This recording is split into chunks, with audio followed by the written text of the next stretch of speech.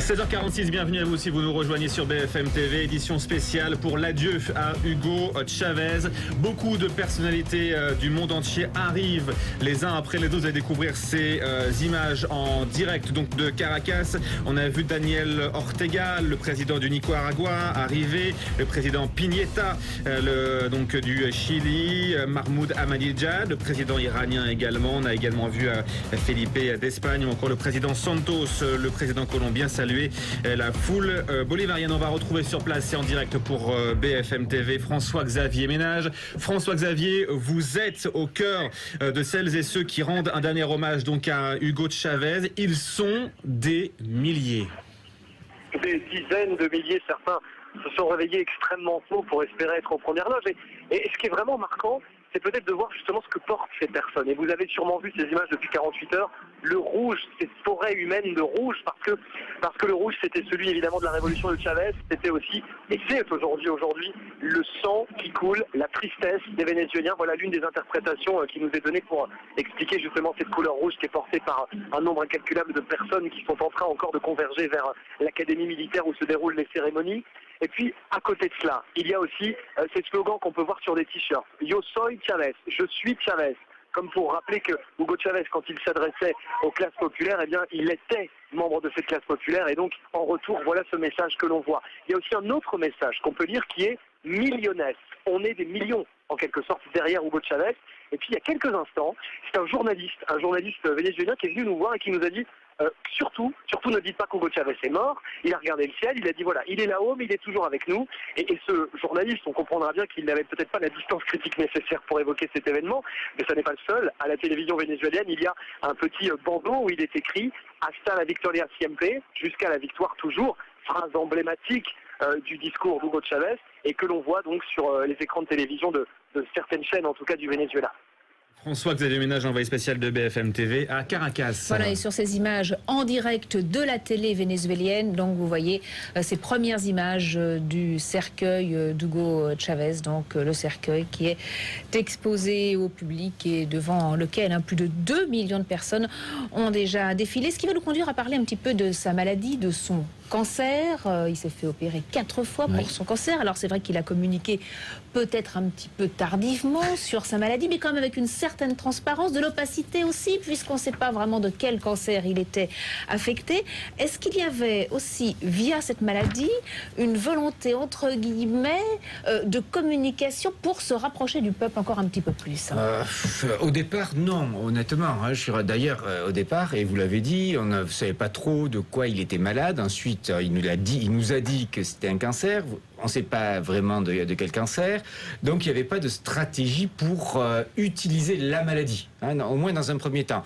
Ensuite, ce qui était intéressant, c'est de voir comment le cancer est devenu une sorte de métaphore de la lutte de Chavez.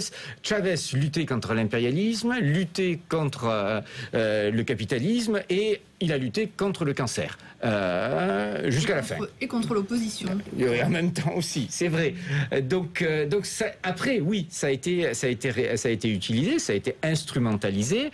Les images qui étaient données au compte-gouttes de Chavez, notamment avec ses filles et surtout Maria Gabriela, sa fille aînée, étaient là pour rapprocher, faire rapprocher les gens, dire notre leader souffre, on est avec lui, et alors là ça a été utilisé, on a montré les images des gens qui priaient, qui faisaient toutes des cérémonies pour Chavez, mais encore une fois ce n'est pas que pour Chavez, c'est aussi une tradition tout à fait latino-américaine.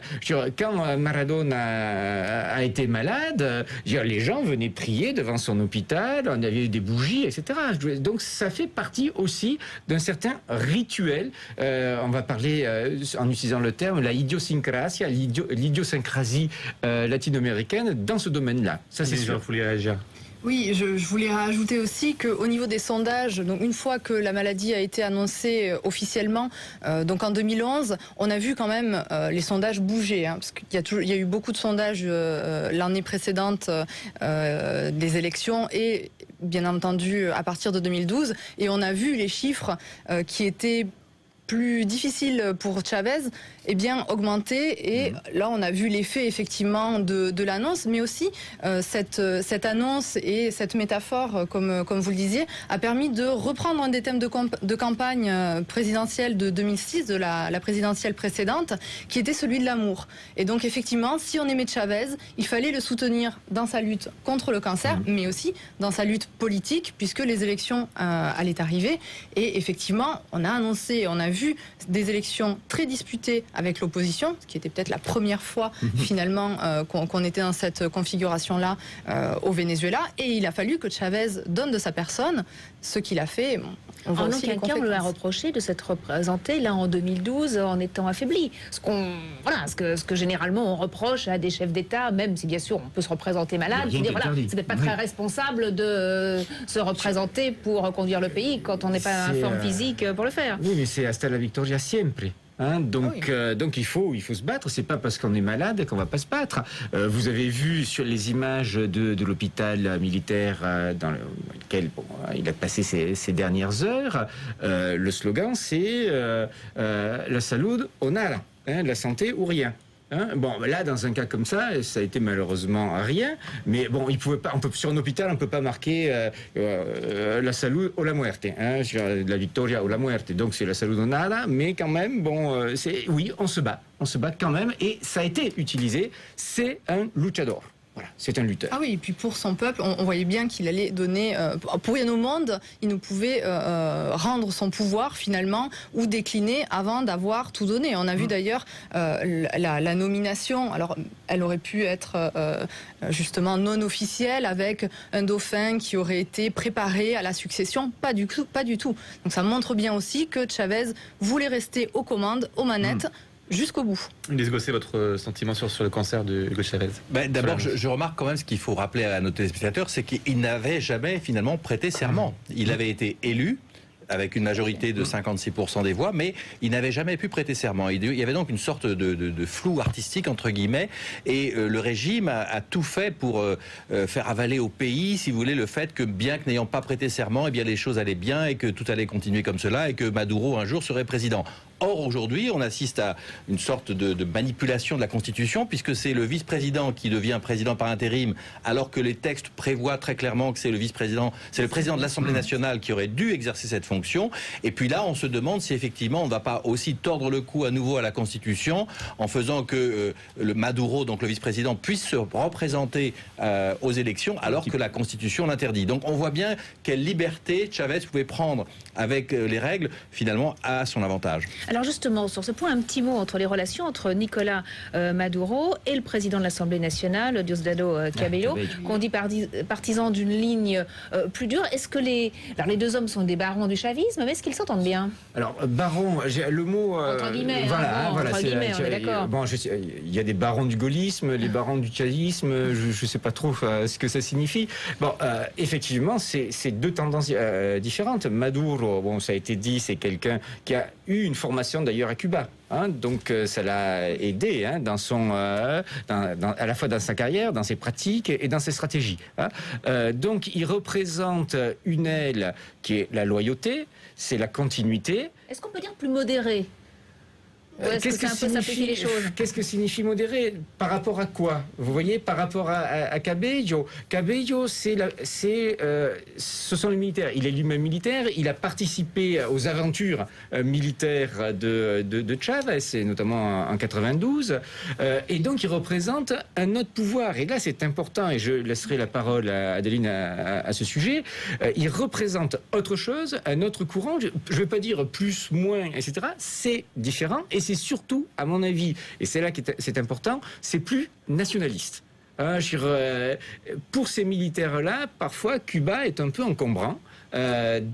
Complètement, voilà. je dirais même. Effectivement, c'est la grosse différence, et c'est pour cela aussi que j'évoquais les relations avec Cuba tout à l'heure, parce qu'effectivement, selon le chef d'État qui sera élu, et on a deux figures qui se détachent, qui sont deux figures importantes du chavisme. D'un côté, Nicolás Maduro, qui représente le pouvoir civil au sein du chavisme, qui n'a pas toujours été conçu comme un radical, effectivement, plutôt modéré, mais qui ces derniers temps, dans ses nouvelles fonctions, s'est montré plutôt plutôt radicale. Et d'un autre côté, on a Diosdado Cabello, représentant du secteur des forces armées, et qui, effectivement, n'apprécie pas beaucoup Nicolás Maduro, qu'il considère comme un parvenu, puisqu'il n'a pas eu de fait d'armes, et qui, disons, n'apprécie pas trop les relations avec Cuba. Ensemble. Exactement. On en parle dans quelques instants. Aline Jabour reste avec nous, Alain Musset également, Ulysse Gosset en direct sur BFM TV pour vivre ensemble les funérailles de Hugo Chavez. Vous restez avec nous, on se retrouve dans quelques instants. À tout de suite.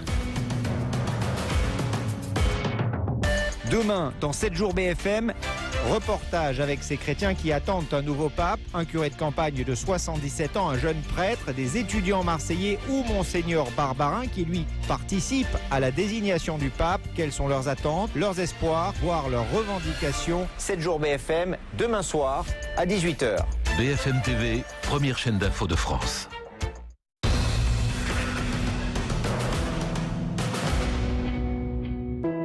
Pour quelle création Lindt allez-vous craquer aujourd'hui? Création caramel à la pointe de sel? Création délice pistache aux éclats d'amande? Ou bien encore création Irish Coffee? Création, les irrésistibles tentations de Lindt, maître chocolatier suisse. En mars, chez Guy Hockey, c'est le mois de l'estimation. Nous estimons gratuitement votre bien immobilier et pour vous aider à le valoriser, nous vous offrons en plus un coffret rénovation. Guy Hockey, l'immobilier garanti. Et pour l'immobilier professionnel, consultez nos spécialistes Guy Hockey, entreprise et commerce. Avec One & One, créez vous-même votre site web. Vous pouvez tout personnaliser et tout actualiser à tout moment. Intégrez des applications et élargissez votre réseau. Avec les outils de référencement, tout le monde pourra vous trouver. Le site web à concevoir soi-même. oneandone.fr. Toutes vos envies d'inspiration à piquer chez les autres. Toutes vos envies de passer pour un génie du bricolage. Toutes vos envies de partager vos passions. Toutes vos envies de prix sans fausse note sont chez Leroy Merlin.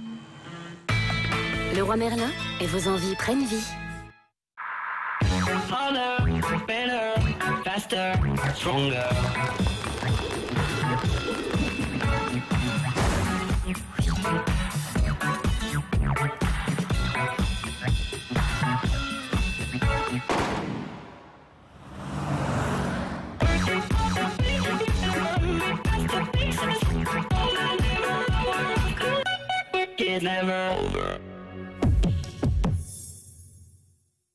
Chaque année, à l'automne, les oies sauvages migrent vers le soleil afin de...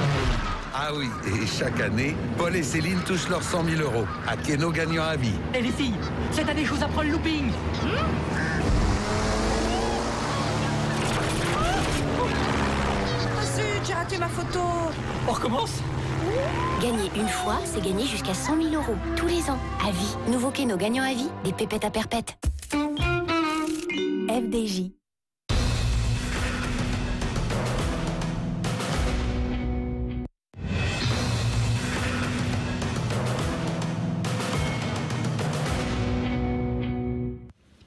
Il est 17h, merci de nous rejoindre sur BFM TV et bien sûr nous poursuivons notre édition spéciale consacrée aux funérailles d'Hugo Chavez, le président du Venezuela qui est décédé à l'âge de 58 ans, emporté par un cancer, obsèques qui se déroule à l'Académie militaire de Caracas en présence bien sûr d'une importante foule, des centaines de milliers de Vénézuéliens qui ont fait le déplacement pour assister à ces obsèques et aussi d'importantes délégations de chefs d'État latino-américains que vous avez pu voir arriver sur BFM TV comme Dilma Rousseff, Felipe d'Espagne, le président Santos de Colombie, le président Piñera pour le Chili, le président Evo Morales pour la Bolivie ou encore Daniel Ortega pour le Nicaragua, sans oublier Rafael Correa pour l'Équateur. Donc délégation qui continue d'arriver. On a aussi vu des images de la délégation canadienne pour des obsèques qui n'ont pas encore donc officiellement commencé. mais en tout cas, les personnalités continuent donc d'arriver sur place à Caracas devant cette académie militaire. Et vous découvrez à gauche de votre écran les images en direct de la télévision vénézuélienne où vous découvrez le cercueil d'Hugo Chavez, donc qui est exposé à l'académie militaire de Caracas plutôt. On va rejoindre sur place et en direct pour BFM TV François-Xavier Ménage. François-Xavier, vous êtes au cœur de la foule qui fait le déplacement. Ils sont des milliers. Vous êtes accompagné. Oui, alors évidemment, il y a tout autour de nous ces habitants de Caracas. Certains ont fait un long périple. Ils sont venus de beaucoup plus loin de Caracas. Certains ont traversé tout le pays même pour être présents ici. On a croisé tout à l'heure un Italien qui s'appelle Fabio, qui lui a fait le déplacement pendant 48 heures. Ça lui a coûté 2500 €. C'est un socialiste de cœur, nous a-t-il dit. Et il voulait également être présent. À côté de lui, des Chiliens, des Argentins aussi, qui parfois, par dizaines, ont également fait ce déplacement. On ne parle pas des délégations politiques, on parle bien d'habitants lambda qui ont voulu rendre également hommage donc à cette figure de la résistance. Alors, il y a aussi bien entendu maintenant la suite qui est évoquée. La lutte continue, la révolution se poursuit. Ce sont des messages qu'on entend aussi bien dans les rues que dans les médias, parce que les différentes figures politiques du parti de Hugo Chavez ont bien l'intention, évidemment, que les chantiers qui ont été lancés pendant 14 ans continuent. Et globalement, c'est assez étonnant de voir qu'il y a eu une forme de sérénité quant à la suite, justement, concernant en tout cas les partisans d'Hugo Chavez qui se disent que ce qui a été construit pendant 14 ans ne va pas s'effondrer et que donc on va continuer sur les mêmes bases. C'est notamment ce qu'on entend dans les barrios, ces fameux quartiers populaires qui sont nichés en haut des collines qui cerclent la capitale du Venezuela. Et dans les barrios, on voit les portraits d'Hugo Chavez, on voit ces habitants qui sont drapés de rouge, la couleur de la révolution, et qui nous disent tout va continuer, et ce qui nous a apporté pendant 14 ans, ça va se poursuivre. Le discours est évidemment très différent du côté de l'opposition qui se dit vivement que les choses changent. Il n'est pas sûr d'ailleurs que l'opposition sorte gagnante des prochaines élections qui doivent survenir dans les 30 jours. C'est ce que prévoit la Constitution. Alors François-Xavier Ménage, on a vu arriver donc la plupart des chefs d'État latino-américains.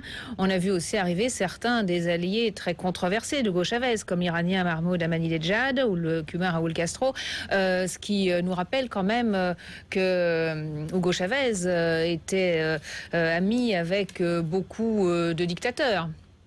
Évidemment, et tout cela est parfois salué ici par certains qui disent, regardez, nous on savait parler à tout le monde, et puis aussi d'autres qui se disent, certes, on a des figures controversées qui sont présentes ici pour les alliés d'Hugo Chavez, mais après tout, ce qu'on retiendra, et je cite ces habitants du Venezuela, c'est qu'Hugo Chavez parlait plus fort, avec des mots plus percutants que les autres, et qu'au moins, lui avait trouvé une stratégie efficace pour protester contre la mainmise des États-Unis. On est ici, bien entendu, dans le continent américain, donc c'est une vision des choses. Je ne suis pas en train de dire que c'est la perception qu'ont tous les Vénézuéliens, mais ils sont beaucoup à dire « Ah, il a eu le courage, Hugo Chavez, notamment à la tribune des Nations Unies, de dire bien que George Bush, à l'époque, était un diable et un tyran. » Et ces propos, on les voit en boucle à la télévision. Elle passe à la télévision vénézuélienne, cette fameuse intervention d'Hugo Chavez, et on continue à l'applaudir. Une fois de plus, ça n'est pas le cas de toute la population, mais d'une bonne partie de la population.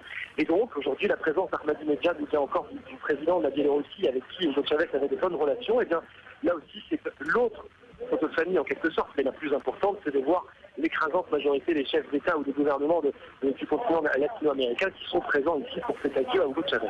François-Xavier Ménage, envoyé spécial de BFM TV sur place à Caracas, et vous continuez à voir ces images bien sûr en direct avec toutes les délégations qui arrivent du monde entier. L'Iranien par exemple Mahmoud Ahmadinejad est arrivé donc à Caracas pour rendre hommage à Hugo Chavez. Et l'Europe et les États-Unis qui bien sûr sont présents mais prennent quand même leur distance avec l'ancien président vénézuélien puisqu'ils n'ont envoyé que des délégations entre guillemets de seconde zone. Effectivement, et là c'est, comme le disait Ulysse Gosset tout à l'heure, c'est symptomatique de l'ambiguïté du personnage. On reconnaît que c'est un grand personnage, on reconnaît qu'il a joué un rôle très très important sur la scène internationale, mais en même temps ses amitiés particulières font qu'on n'ose quand même pas trop envoyer des gens très très importants pour éviter, on va dire, des malentendus. Et ça c'est aussi une des caractéristiques. Oui, pour la France, c'est un personnage encombrant. Clairement, François Hollande aujourd'hui, comme Nicolas Sarkozy hier, voulait traiter d'abord avec les grands pays que sont le Brésil, l'Argentine et bien sûr le Mexique. Alors on se demande d'ailleurs, Ulysse, de la part de ces grands pays que sont le Brésil, l'Argentine, le Mexique, etc. Comment est-ce que ces pays ont pu rester silencieux face à la dérive autocratique donc, de Hugo Chavez ?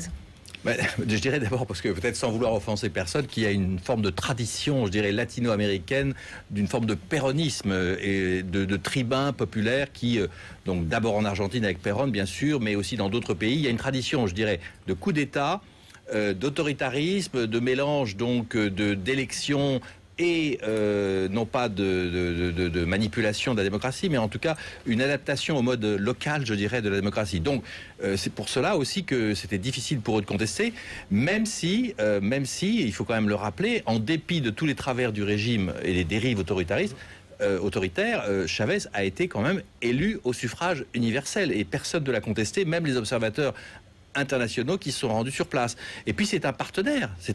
C'est comme si nous, les Européens, nous mettions à critiquer nos voisins lorsqu'ils dérapent sur le plan de la démocratie. Alors on peut aussi peut-être parler de Chavez et de l'armée, parce que Chavez est issu de l'armée, il y est entré en 1971. Est-ce que l'armée aura un rôle à jouer dans la succession qui va arriver prochainement ? L'armée a toujours un rôle politique très important au Venezuela. Ça date pas d'hier, effectivement.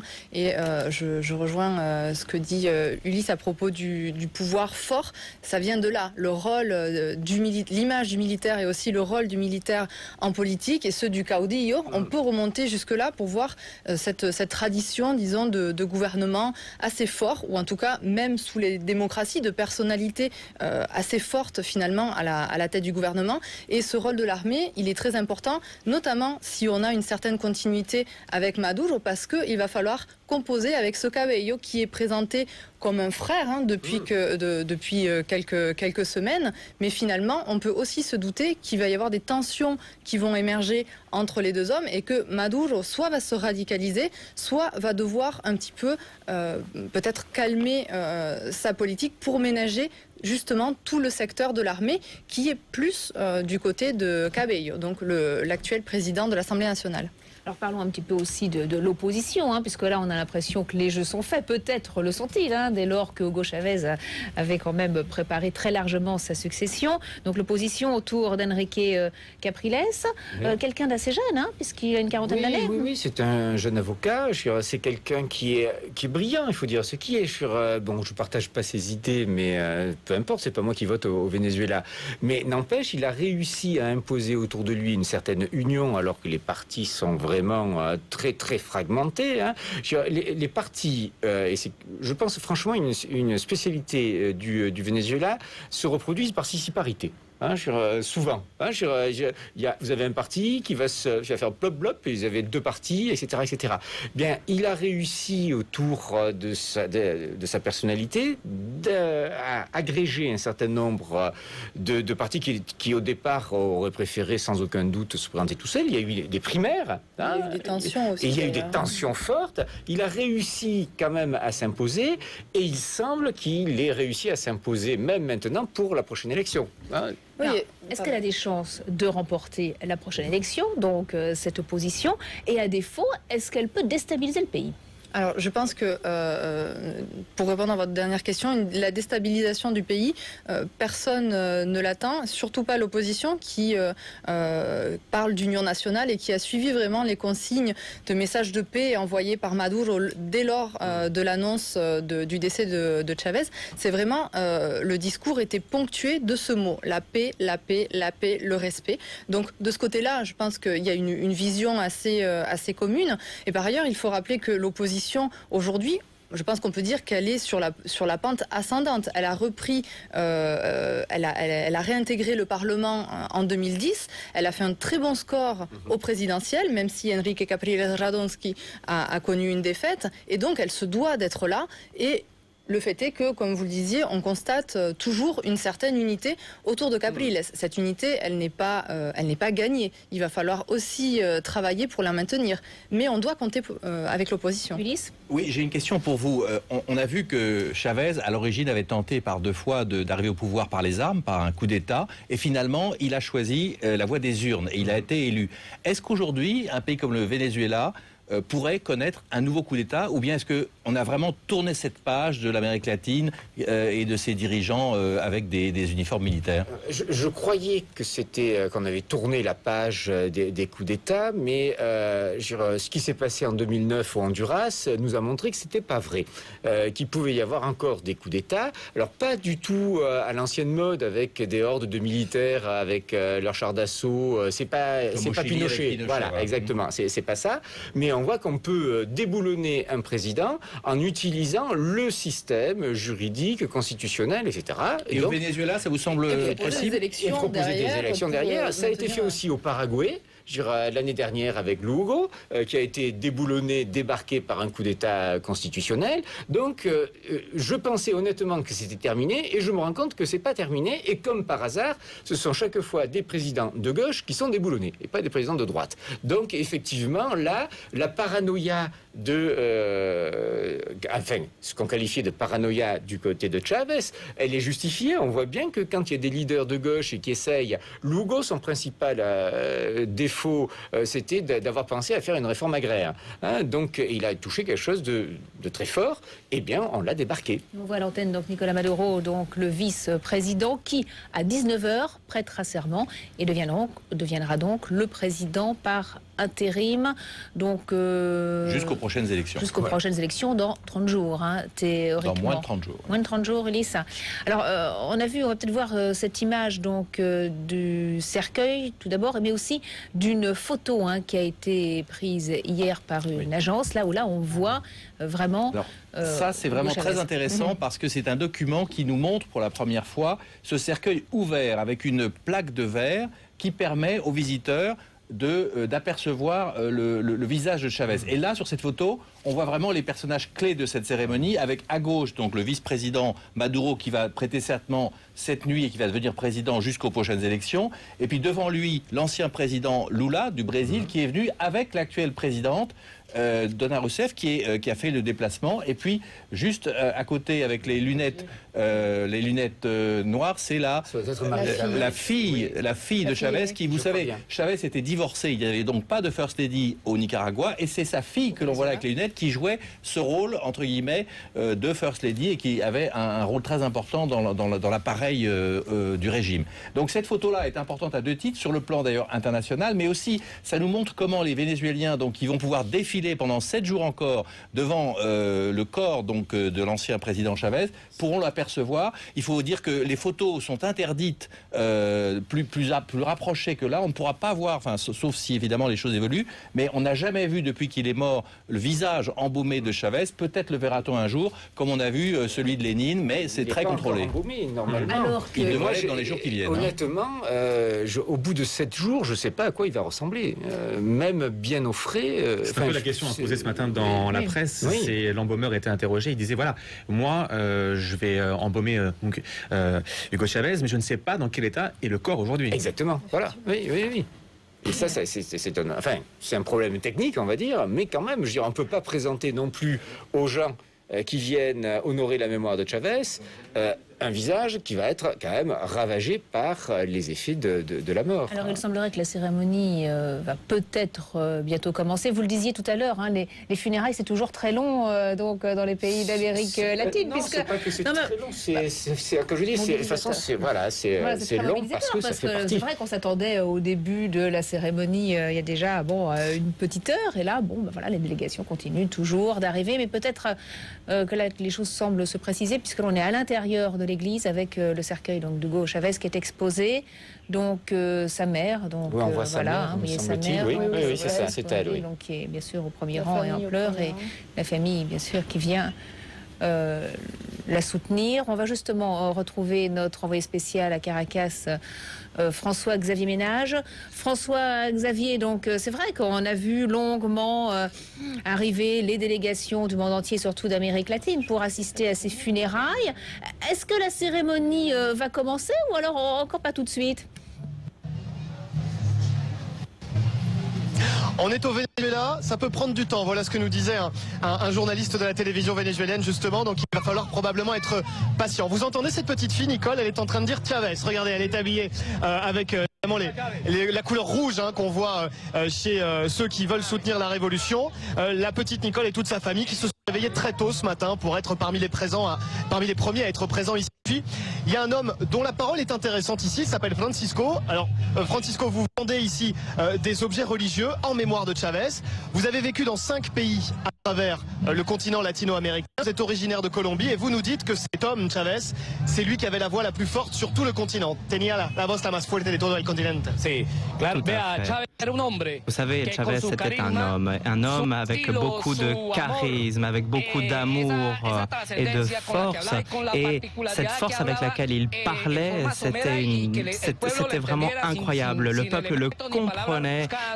C'était pas un discours alambiqué, mais le peuple le comprenait. Vous savez, parfois, les présidents à l'échelle internationale parlent avec grand renfort de trompette. Eh bien, Hugo Chavez, il parlait comme le peuple. Il était concis, il était précis, il parlait avec son cœur, avec amour, et il le disait sans tourner autour du pot. Il n'y avait pas de protocole. Et maintenant, je crois que le président Chavez, à l'avenir, sera quelqu'un d'encore plus important ou aussi important que Che Guevara ou d'autres. On le voit, vous êtes en train de comparer Hugo Chavez au Che Guevara. Voilà en tout cas ce qu'on peut dire ici, et on attend maintenant que cette cérémonie officielle ne commence. Elle sera retransmise sur des écrans géants, bien entendu. Et puis ensuite, il y aura ces 7 jours durant lesquels le peuple va pouvoir continuer à se recueillir devant la dépouille d'Hugo Chavez. François-Xavier Ménage en direct de Caracas pour BFM TV. Vous allez découvrir ces images de la mère d'Hugo Chavez, qui est elle aussi bien sûr à Caracas, et devant le cercueil de son fils. Vous la voyez en pleurs donc sur ces images. On peut peut-être aussi parler de la foule qu'il y a, on voit François-Xavier Ménage qui est avec ces milliers de personnes et qui parle encore au présent d'Hugo Chavez. Est-ce que finalement ça va pas être un petit handicap néanmoins pour Nicolás Maduro pour exister? De toute façon, Maduro, il existe par Chavez, déjà, puisque c'est Chavez qui a fait... Mais de par son nom déjà, seulement alors ensuite, effectivement, c'est ce que je disais tout à l'heure, l'ombre de Chavez est telle que ça va être difficile de continuer, et il ne pourra pas continuer. De toute façon, c'est pas sa mentalité, c'est pas son style, c'est pas son genre, et comme je dis, en plus, il n'aura pas les moyens.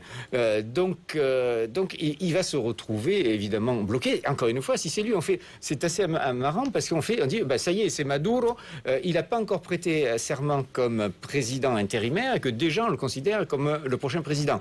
Il est fort probable qu'il sera effectivement le nouveau président, mais je trouve que c'est révélateur même, vous voyez, de notre façon de penser l'évolution politique du pays.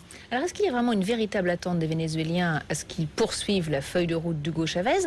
Et puis tout d'abord, là on est impressionné par ces centaines de milliers de personnes qui se pressent pour les funérailles.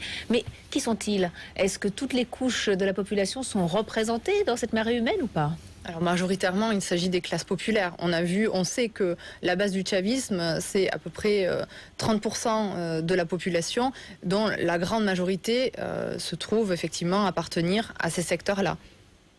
Et c'est vrai, et une classe de la population qui n'a pas été déçue quand même par Chavez, qui se retrouve aujourd'hui comme avec un pouvoir d'achat amoindri, à l'inflation qui est galopante. Il y a l'inflation, il y a la violence dont les habitants. Le gros point noir, il n'a pas réussi à combattre l'insécurité. Voilà, tous les habitants, qu'ils soient riches ou pauvres, et c'est les plus pauvres qui sont les victimes de la violence. Il faut quand même pas l'oublier. La corruption, même si on l'a déguisée, etc., les gens savent que c'est corrompu et que si on veut avoir quelque chose, il faut payer. Ils le savent. Alors que c'était une des promesses de Chavez. Je vais balayer les écuries d'Augias. Je vais nettoyer tout ça. On s'est rendu compte que c'est pas fait. Donc il y a eu une certaine déception.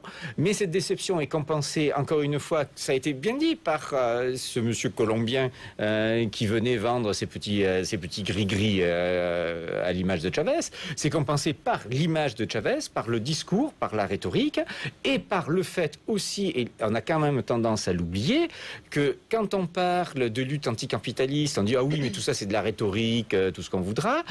Mais Chavez, il est dans un pays où il y a une partie très importante de la population qui est en dessous du seuil de pauvreté. L'Amérique latine, c'est un ensemble où la pauvreté est très très forte. Et quand il y a quelqu'un qui dit « je vais lutter contre la pauvreté », eh ben on se dit « ah bah tiens, voilà un discours qui est intéressant ». Ça, c'est premier point. Et c'est vrai, mais oui. jusqu'à présent, il n'a pas réussi à imposer un modèle économique durable. Il n'a fait que vivre sur la manne pétrolière. Non, c'est vrai, mais en même temps, il a réduit quand même les taux de pauvreté. C'est vrai. Voilà, vous voyez, et c'est vrai, c'est avec un meilleur accès aux soins aussi pour les plus pauvres. Exactement. Donc voilà, c'est en dents de scie, mais c'est quand même mieux que ce qu'il y avait quand il est arrivé. Vous voyez, et ça, quand même, les gens en sont conscients. Alors, premier point, c'est ça. Le deuxième point, c'est la lutte anti-impérialiste. On dit, oh, vieille lune, vieille lune, vieille lune.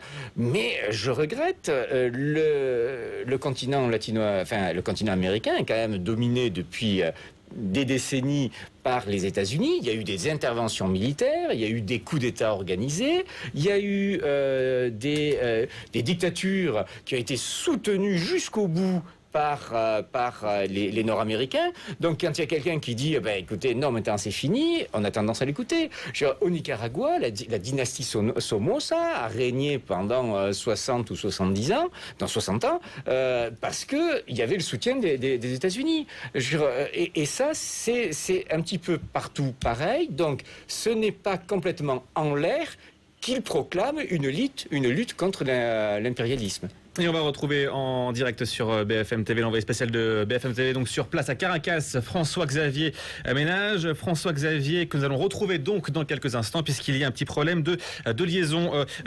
Allez-y. Oui, justement, je trouve que c'est intéressant ce que vous pointez, parce que précisément, l'objectif de Chavez et de la révolution bolivarienne, c'était aussi d'éduquer les masses populaires et de les faire participer et de leur redonner leur juste place légitime dans la politique, et on a vu quand même que ça a aussi conduit à une certaine prise de conscience qui parfois a pu se retourner contre lui. C'est-à-dire que les gens aussi, maintenant qu'ils sont sur ce chemin de l'éducation, de la participation politique, il y a une prise de conscience, une prise de pouvoir aussi, qui fait que lorsque les résultats ne sont pas là ou ne sont plus là, il y a aussi de la critique qui émerge. Et on a vu en 2008, lorsque Chavez a proposé un référendum pour changer la Constitution, eh bien, c'est un non qui lui a été opposé. Donc, ça veut dire aussi que voilà, les masses populaires, ce n'est pas des masses comme ça, amorphes, qui vont suivre aveuglément.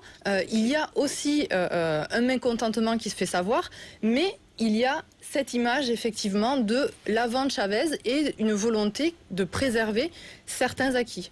Et on va rejoindre donc à Caracas, puisque la liaison est rétablie. François-Xavier Ménage, vous êtes donc l'envoyé spécial sur place. On voit les images en direct de la télévision vénézuélienne avec la mère d'Hugo Chavez qui est sur place. Le cercueil que l'on peut voir actuellement donc sur la gauche de votre écran. Il y a aussi beaucoup de chefs d'État et de membres de gouvernement qui sont déjà arrivés, François-Xavier.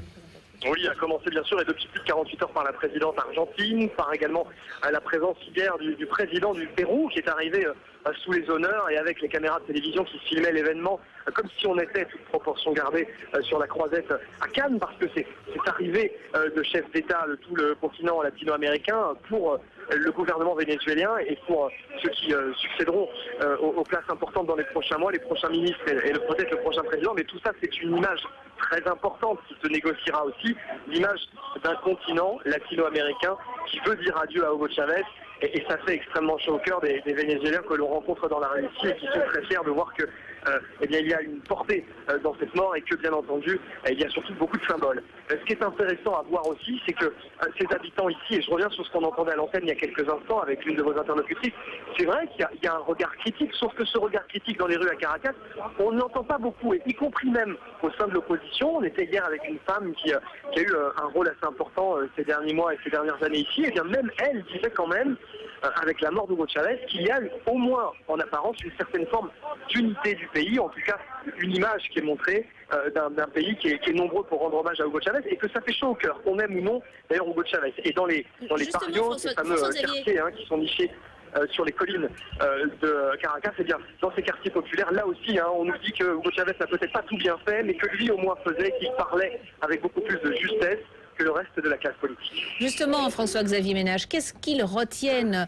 les Vénézuéliens, donc d'Hugo Chavez? Est-ce que c'est toutes les réformes qu'il a fait pour les plus démunis? Est-ce que c'est son charisme, ses coups de gueule contre l'impérialisme américain, donc son sens de la formule, son verbe facile? Sur la forme et sur le fond. La forme, bien entendu, c'est cette voix qui percutait ces uppercuts qu'on voyait à la télévision, à l'encontre parfois des États-Unis, mais aussi tous les dimanches matins. N'oubliez pas cette émission Allo Presidente où Hugo Chavez parlait comme s'il était au salon. Il était même capable de danser, de chanter. On l'a vu faire ça dans ces émissions qui étaient très populaires ici, même si l'opposition ricanait.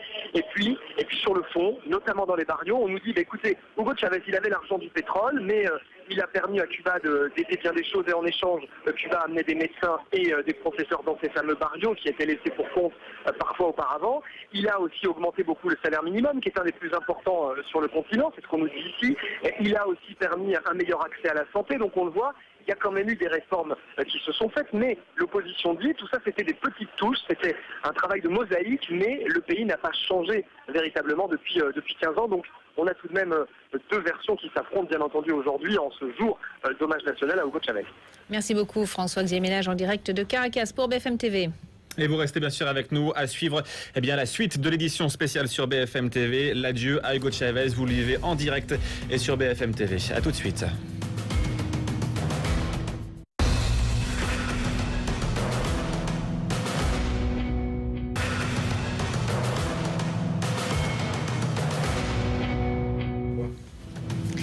17h30, merci de nous rejoindre sur BFM TV. On poursuit bien sûr cette édition spéciale consacrée à l'adieu à Hugo Chavez. Donc des centaines de milliers de personnes, plus d'une trentaine de chefs d'État et de gouvernement qui assistent à ces funérailles. Et Thomas, la cérémonie donc vient de commencer. Exactement, vous le voyez sur ces images.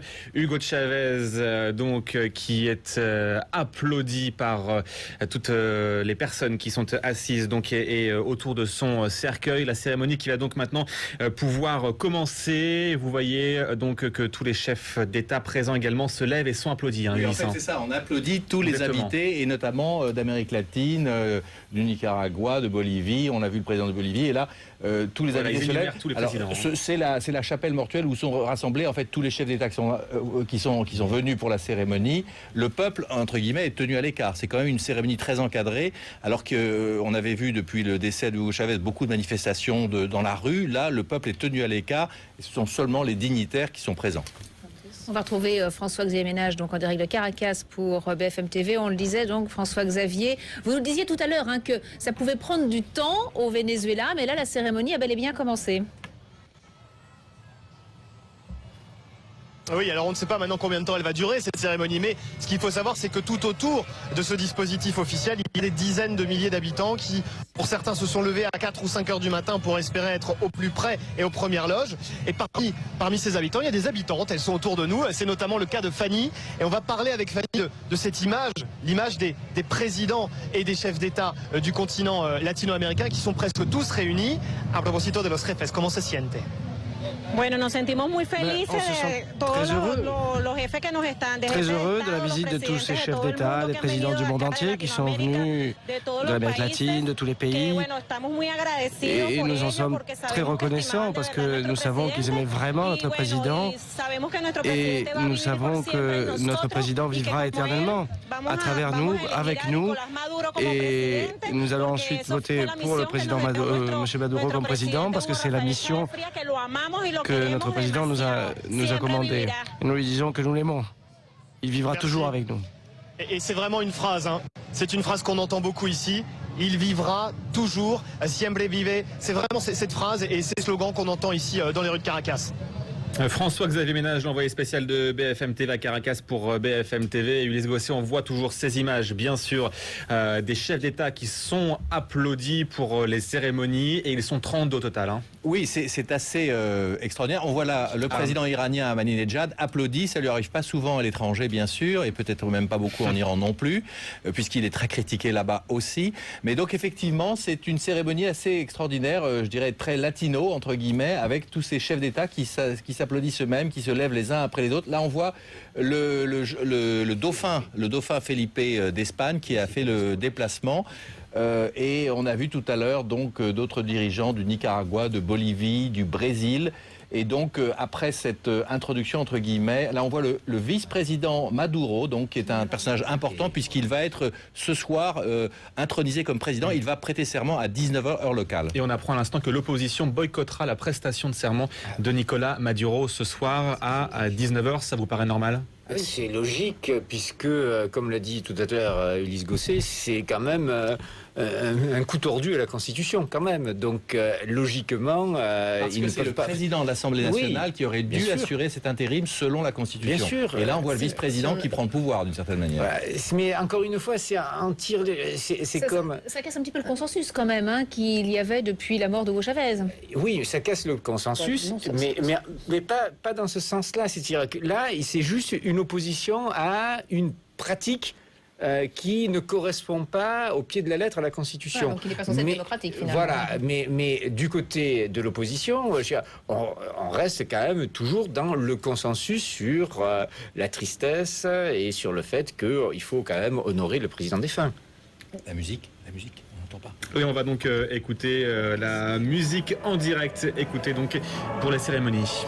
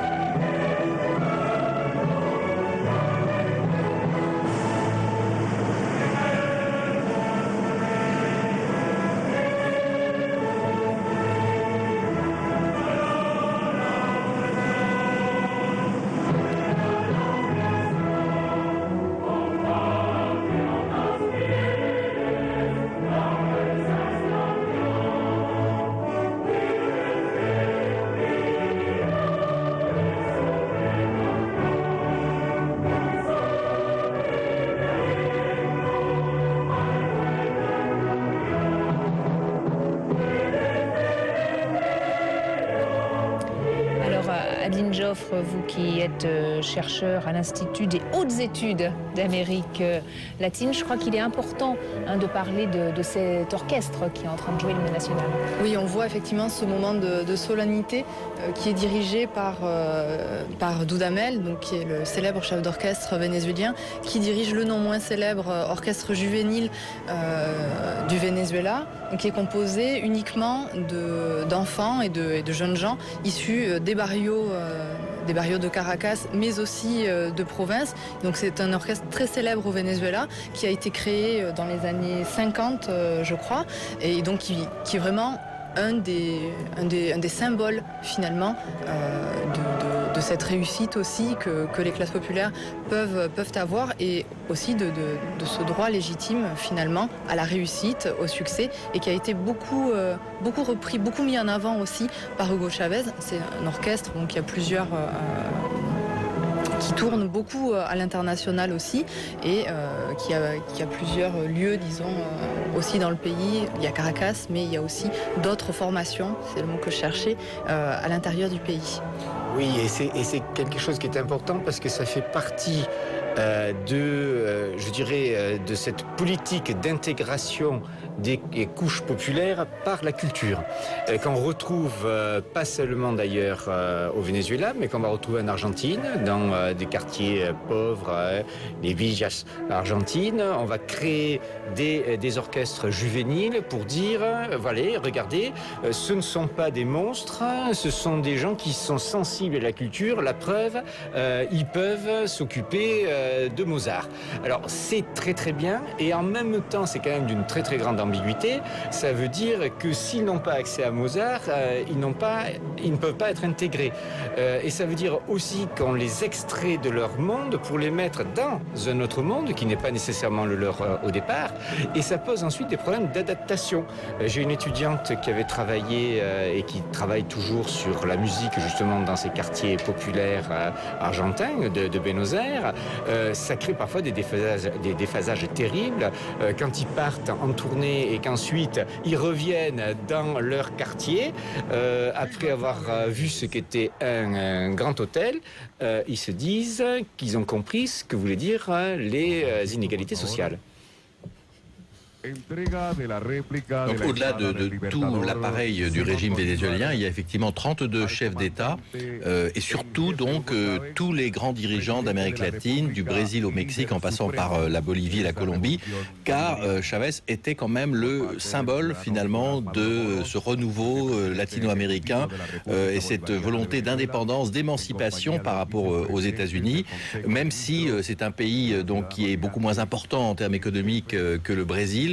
Il a politiquement, Chavez, incarné donc cette dimension latino-américaine depuis maintenant près de 15 ans. Et donc c'est la raison pour laquelle tous ces chefs d'État sont venus aujourd'hui à Caracas pour lui rendre hommage. Et il y avait aussi cette volonté de la part d'Hugo Chavez de faire basculer le pouvoir vers le sud, en luttant contre cet impérialisme américain. Alors effectivement, la lutte contre l'impérialisme américain passe par le nationalisme latino-américain dans son ensemble, par justement l'image de Bolivar. Bolivar, c'est le libérateur, mais c'est celui qui avait voulu créer la nation latino-américaine. D'ailleurs, il y en a qui disent que Chavez, c'est la réincarnation de Bolivar, encore une fois, dans cette sorte de mystique. Et pour appuyer... C'était son aspirateur. Et pour appuyer ça, il s'est donné des outils. Là, on voit cette image là qui arrive en direct. C'est le vice-président qui peut-être va prêter serment. Si on peut monter un petit peu le son. C'est pas facile. Il semble qu'on lui remette l'épée donc du commandante devant donc tous les dignitaires du régime et les chefs d'État qui assistent à la cérémonie. Nicolás Maduro, donc vice-président, ancien ministre des Affaires étrangères et surtout le fidèle parmi les fidèles de Chavez qui l'a accompagné. Voilà. Qui reçoit l'épée. Il va être président donc par intérim. Voilà. Prochaine élection donc Ulysse, élection dans moins de 30 jours. Dans un délai de 30 jours si la Constitution est respectée, effectivement. Donc est-ce qu'il va prendre la parole? Et là on voit derrière l'arrière-plan la mère de Hugo Chavez et sa fille aussi. Il y a Flores également qui est la femme de Maduro et l'ancienne président de l'Assemblée nationale actuelle. En fait c'est l'épée de Chavez donc il va poser sur le cercueil du dirigeant disparu. Ah voilà, c'est ça. C'est donc comme on n'a pas de son, c'est un autre geste symbolique. Exactement. Oui, il n'a peut-être pas prêté serment, on ne sait pas trop. C'est prévu vers 19h. Voilà. C'est vraiment. Peut-être pas encore la prestation. Il prend les armes du pouvoir à la main, de façon très claire.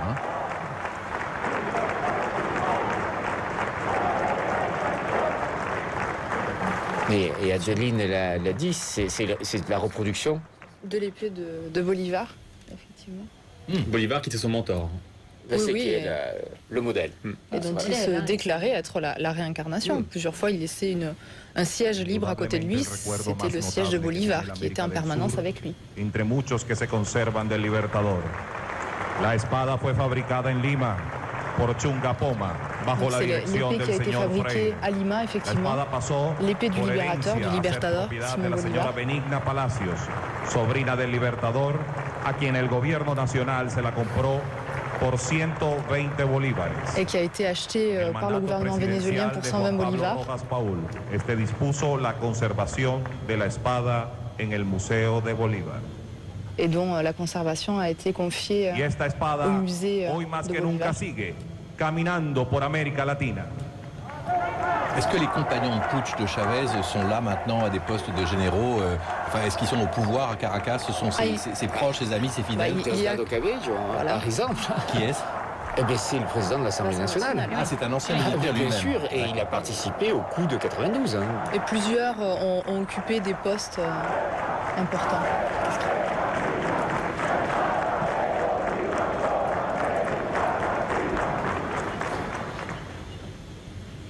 Là, plusieurs slogans dirés par la foule. Hommage à Chavez vivra toujours dans nos cœurs, j'imagine. Comme on n'a pas eu le son, C'est difficile hein, de... et que pour lire sur les lèvres, c'est compliqué. A continuación, on voit Ernesto Villegas, qui est le ministre de la Communication et de l'Information, au milieu de militaires. Je trouve ça très intéressant. Bien encadré? Oui, bien encadré, oui. C'est un personnage qui a pris de l'importance ces derniers temps. Hein. Je vois qu'il parle de la CELAC. Al señor Raúl Castro, presidente de la República de Cuba. Il présente les mandataires de la CELAC. Ils passent leur temps à se présenter, à se représenter. Oui, parce que tout à l'heure, les chefs d'État ont été applaudis.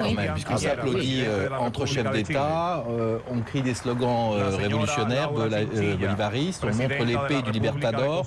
C'est une mise en scène permanente. De toute façon, le pouvoir de Chavez, c'est ça aussi. El señor Daniel Ortega, presidente de la República de Oui, comme tout à l'heure, en fait, on a l'impression de nouveau, on énumère les chefs d'État qui sont présents. Qui viennent saluer le cercueil de Chavez. Voilà, donc on dit que tous les militaires vont venir se placer près du cercueil. Voilà, et donc ils sont appelés en fait à venir se placer près du cercueil. Voilà. Y el señor ils forment même la garde d'honneur autour du cercueil. Voilà, et donc on voit donc, vous pouvez donc les reconnaître. Il y a Raúl Castro qui est le en premier d'ailleurs. En premier à gauche sur votre écran. Raúl Castro, ensuite Morales l'Indien, président de la Bolivie. Derrière lui Ortega, Nicaragua, et Correa, Équateur. C'est-à-dire là, c'est l'axe principal de l'ALBA. Et là, ensuite, on a Piñera, le Chili.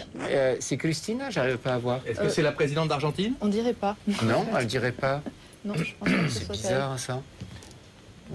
Ça, c'est une image qui a une force symbolique quand même assez grande. Tous ces dirigeants d'Amérique latine qui sont là, autour du cercueil de Chavez, et qui lui rendent hommage.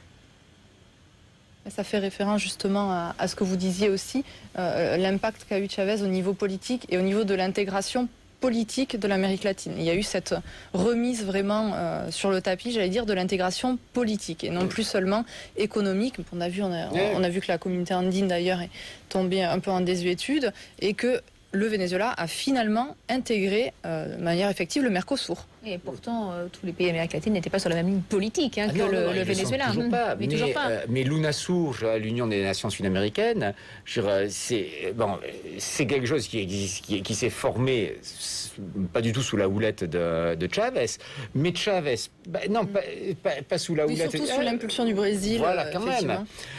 Mais Chavez a réussi à l'utiliser et à capitaliser. Et le secrétariat général... il est à Quito. Et Quito, c'est l'Équateur et c'est l'ALBA. Et l'Assemblée, elle est à Cochabamba, voilà. C'est à Bolivie. Et c'est l'ALBA aussi. Donc c'est un bon coup. Et l'annonce officielle et la première réunion s'est faite à Caracas. Voilà. Aussi. Voilà, donc on voit que les chefs d'État ont rejoint leur siège et je pense donc que la cérémonie va maintenant pouvoir commencer officiellement. Et là on voit la famille effectivement d'Hugo Chavez dans les premiers rangs. Santos. Alors le président de Colombie. Colombie, pardon. Non, Piñera, on l'a vu tout à l'heure. Voilà, donc là c'est la suite avec les autres dirigeants qui manquaient tout à l'heure autour du cercueil. C'est pas identifié. Comme on n'a pas le retour. Salvador. Ah oui, c'est Funes. Funes, qui est un ancien guerrier du Front Farabundo Martí de Liberación Nacional. Donc le président du Guatemala. Al señor Donald Ramotar, presidente de la República Cooperativa de Guyana. Ah oui, enfin le son. Ouais. Guyana. Al señor Michel Martelly, presidente de la República de Haití. C'est lequel? Martelly. Ah, c'est Martelly.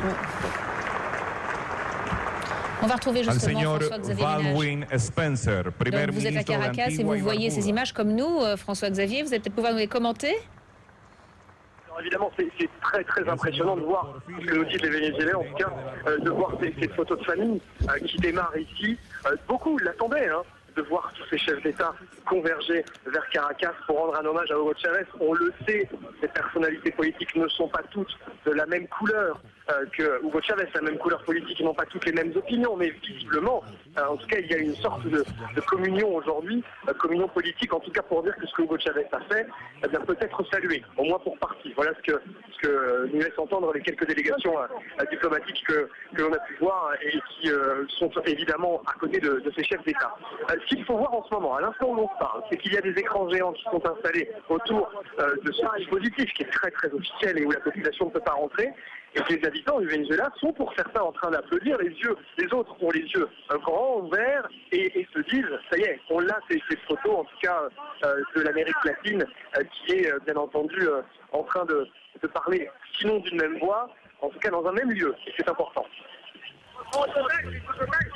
Voilà donc François-Xavier Ménage en direct de Caracas pour BFM TV. Vous voyez donc ces autres chefs d'État toujours autour du cercueil d'Hugo Chavez avec une minute de silence qui a l'air d'être faite en ce moment. Voilà donc pour les autres chefs d'État qui se succèdent donc autour du cercueil. C'est impressionnant aussi de voir tous ces chefs d'État latino-américains qui sont présents et puis qui côtoient certains alliés contestés de Hugo Chavez, comme le président iranien, Ahmadinejad.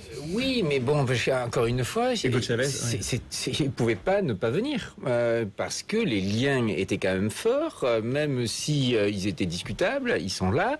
Et ce qui est intéressant, comme je le disais tout à l'heure, c'est on voit Piñera qui est pas du tout du même bord qui vient, le président Santos qui a... Piñera qui est le président du Chili. Du Chili, pardon, excusez-moi. Le président Santos, président de la Colombie, malgré toutes les rancœurs et toutes les tensions qui viennent et qui saluent, qui serrent les mains à tout le monde, eh bien, voilà, aujourd'hui on oublie tout. Parce qu'il y a une icône qui est en train de se construire. Et puis il y a des pays aussi latino-américains qui sont relativement pragmatiques dans leurs relations internationales et dans leur politique extérieure aussi. Bon, le Chili, c'est un bon exemple, par exemple. C'est le président mexicain, là, donc voilà, troisième garde d'honneur entre guillemets. El señor Kenny Anthony, primer ministro de Santa Lucia. Là, on a les îles caribéennes. Les îles caribéennes qui dépendent beaucoup aussi de l'ALBA et surtout de Petrocaribe, qui est un programme d'aide par le pétrole aux petits pays de la Caraïbe et un pays comme de Venezuela. Et un pays comme Haïti par exemple se fait énormément de soucis parce que si jamais on arrête le programme, on ne sait pas comment on va s'en sortir. Déjà, il n'arrive pas à s'en sortir. Mais si en plus, voilà... Il y a eu des dons en plus à Haïti. Il faut dire entre guillemets qu'il a acheté Hugo Chavez le soutien de certains pays comme ça grâce à cette manne pétrolière. Pourquoi acheter? C'est aussi... Non, mais c'est aussi parce qu'il y a de la solidarité, pourquoi pas, de la solidarité internationale. Je suis plus riche, je partage avec les autres. Le programme Petrocaribe, c'est des prix plus bas que les cours normaux. Sans arrière-pensée politique derrière. Est-ce que vous pouvez me citer quelqu'un qui n'a pas d'arrière-pensée? Il y en a toujours, mais si ça peut profiter, profitons-en. Le dauphin d'Espagne qui est là, qui arrive et qui va également monter la garde d'honneur devant le cercueil du président Chavez. Alors on a l'impression qu'il y a plusieurs gardes d'honneur, la première avec les... On va voir si le président iranien, Ahmadinejad, et le président de Biélorussie va se rendre lui aussi auprès du cercueil. Et si c'est le cas, c'est quand même une forme très originale, je dirais, de célébrer la mémoire d'un chef d'État. Imaginez la même chose à Notre-Dame pour honorer... Est-ce qu'on sait s'il avait laissé des consignes pour ses funérailles ou pas? Non, honnêtement, on ne sait pas. Et n'oublions pas quand même que les dernières semaines de Chavez ont été assez mystérieuses. On ne savait pas vraiment s'il s'exprimait, comment il s'exprimait. Il y avait des messages Twitter, mais comme vous le savez... Twitter, il y en avait très peu, et puis on n'a pas besoin d'être vivant pour envoyer un message Twitter. Il suffit qu'il y ait une main secourable qui le fasse à votre place. Donc on ne sait vraiment pas grand-chose, et même pas grand-chose de ces dernières consignes, disons-le. Hein. Il y a l'opposition qui dénonce actuellement ce soir une violation de la Constitution. C'est clair, c'est très important. Il y a à la fois une amertume et en même temps la dénonciation d'une... Oui, c'est la seule critique qu'ils émettent, et en même temps, depuis la désignation de Maduro, finalement, par Chavez, puisque la polémique, elle s'est nouée à ce moment-là, et elle a perduré. Pourquoi ? Parce qu'on a demandé un arbitrage au tribunal suprême de justice qui a considéré comme l'officialisme que, comme il y avait une certaine continuité et que Hugo Chavez avait déjà prêté serment lors de son précédent mandat, eh bien, il n'avait pas à le refaire. Et à partir du moment où le tribunal suprême de justice a décidé cela, on est resté sur cette décision. Et de fait, on restera effectivement avec un Maduro qui va effectivement prêter serment. Oui, l'opposition en réalité, depuis la maladie de Chavez, réclamait en fait de nouvelles élections. Elle voulait que finalement le vice-président reste à la vice-présidence le temps d'organiser des élections, et elle contestait même la présence au pouvoir de Chavez, qui, encore une fois, rappelons-le, n'avait pas prêté serment parce qu'il était trop malade et qu'il était soigné à Cuba. Et donc l'opposition, non seulement a toujours contesté finalement ce qu'elle considérait comme un travesti de la démocratie, et aujourd'hui, donc, elle va se battre pour dire qu'effectivement la Constitution n'est pas respectée. On vient d'entendre que vient d'être appelé Alexandre Loukachenko, le président de la Biélorussie. Donc on peut penser que peut-être européen qui vient saluer la mémoire de Chavez. Le président iranien a peut-être toutes ses chances d'être dans la garde d'honneur. Qu'on a vu tout à l'heure, Loukachenko, j'ai remarqué qu'il écrasait des larmes avec son mouchoir, ce qui prouve que c'est un être sensible. Le président Ahmadinejad qui lui aussi fait partie de la garde d'honneur. Donc ils se seront tous succédés finalement, oui. les 32 autour du cercueil d'Hugo Chavez.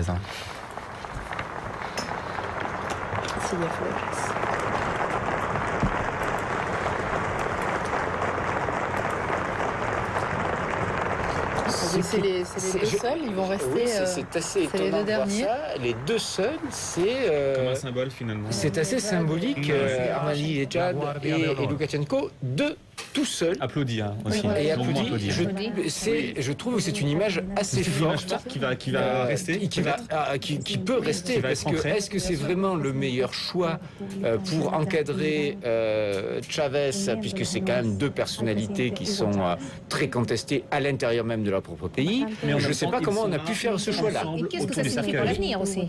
Oui. Voilà, est-ce que c'est pas un message qui est envoyé pour la suite? Les relations avec l'Iran, on a beaucoup parlé, je crois que votre correspondant y faisait allusion, elles étaient déjà là, bien ancrées avant Chavez, puisque l'Iran fait partie de l'OPEP. Et ce qu'a décidé Chavez dès son arrivée au pouvoir, c'est vraiment de réactiver la prépondérance de l'OPEP et la prépondérance du Venezuela au sein de l'OPEP. Oui, juste pour citer le président Ahmadinejad iranien, donc qui a parlé de Hugo Chavez comme d'un martyr, entre guillemets. Un martyr qui a été le symbole de tous ceux qui cherchent la justice, l'amour et la paix dans le monde.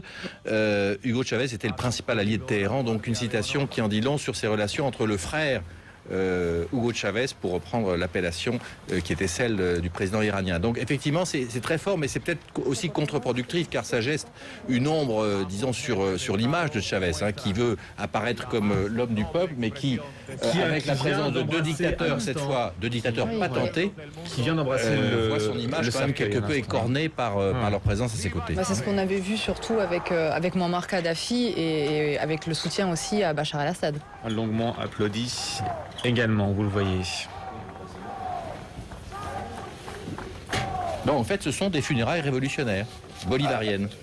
Voilà. Ouais, enfin, Loukachenko, honnêtement, non, franchement, j'aurais préféré une image avec des personnalités de l'Alba, et notamment Morales et Correa. Oui, c'est vrai que c'est assez curieux, cette image. Ça renforce effectivement l'idée d'un Chavez contestataire, provocateur sur la scène internationale, osant avoir des liens, effectivement, c'est la logique. Les ennemis de mes ennemis sont mes amis. Et voilà, on a la démonstration. Et on va retrouver notre correspondant, notre envoyé spécial à Caracas, François-Xavier Ménage. Vous pouvez, comme nous, suivre cette cérémonie. Donc, on a vu tous les chefs d'État présents être appelés successivement pour justement constituer cette garde d'honneur. Voilà, donc François-Xavier Ménage qui ne répond pas pour le moment. Petit problème de liaison. Il va arriver dans quelques instants et vous le voyez actuellement en direct à la cérémonie qui se poursuit toujours avec ses applaudissements. François-Xavier Ménage, ça y est, vous nous avez rejoint. Vous êtes donc l'envoyé spécial de BFM TV à Caracas. Vous vivez l'événement avec nous et en direct, vous, d'un écran géant. Ça y est, les 32 chefs d'État se succèdent d'ailleurs encore autour du cercueil d'Hugo Chavez. Et c'est bien entendu l'image qu'attendait à la fois le gouvernement du Venezuela et toute l'équipe qui travaillait derrière Hugo Chavez et qui voulait cette image d'unité du continent latino-américain. Mais c'est aussi l'image que voulaient certains Vénézuéliens, très fiers de voir d'abord, bien sûr, que tous ces chefs d'État ont fait le déplacement, très fiers de voir que les journaux du monde entier ont titré sur la mort d'Hugo Chavez, parce que ça intéresse, y compris au-delà du continent latino-américain, nous disent des responsables politiques, et puis fiers aussi de voir qu'aujourd'hui, à défaut de parler d'une même voix, on parle d'un même lieu, Caracas, qui est donc en quelque sorte au centre du continent latino-américain aujourd'hui. Alors il faut comprendre aussi les habitants ici de Caracas. Il y a les cérémonies officielles, mais il y a aussi ce qui va se vivre encore pendant une semaine ici dans les rues de Caracas, à savoir la possibilité de se recueillir quelques instants devant la dépouille d'Hugo Chavez, parce que la foule était tellement importante ces 2 derniers jours que, eh bien, on a annoncé 7 jours supplémentaires pour ce recueillement. Et les habitants ici qui parfois attendent pendant 7, 8, 10 heures sous un soleil de plomb de pouvoir approcher le cercueil, eh bien, ces habitants font des choses très différentes. Certains effectuent un signe de croix, d'autres font un salut militaire, d'autres s'inclinent également. Autant de manières de rendre hommage à Hugo Chavez. Tout ça est perçu par l'opposition avec un petit peu, évidemment, soit d'ironie, soit de déception, parce que l'opposition sait que elle, son combat, c'est d'essayer de regagner la présidence. On doit avoir une élection dans moins d'un mois et l'opposition semble assez mal partie, parce que la ferveur de tous ces habitants qui soutiennent Hugo Chavez, en tout cas, elle est très perceptible et elle va peser dans le cadre de ces prochaines élections.